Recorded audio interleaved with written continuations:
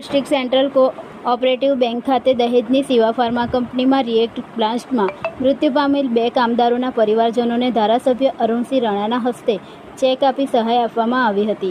શનિવારે રાતે દહેજ સેજ 1માં આવેલ શિવા ફાર્મા કંપનીમાં એસિડ ક્લોરાઇડ પ્લાન્ટમાં રિએક્ટ બ્લાસ્ટની ઘટનામાં 3 કામદારોને ગંભીર ઇજાઓ પહોંચી હતી।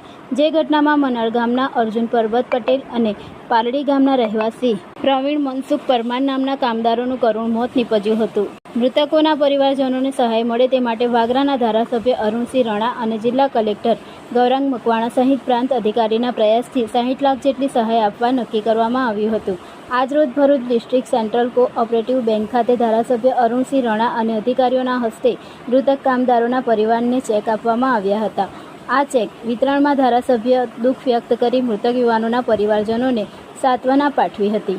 શિવા ફાર્મામાં 27 તારીખે જે બનાવ બન્યો છે તે ખૂબ દુઃખદ બનાવ છે।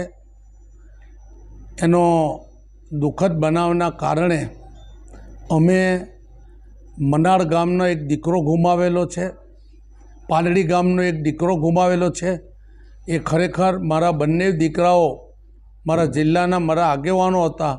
એ દીકરાઓને આ જે બનાવ બન્યો છે તે દુઃખ છે।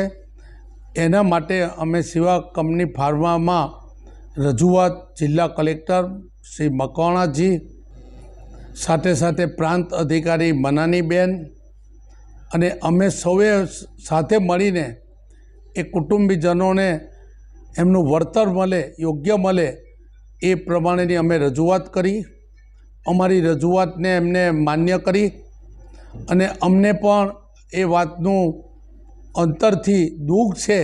અમારા માટે પૈસા અગત્યતા નથી, પણ કુદરતને જે ગમતું હોય છે તે થતું હોય છે।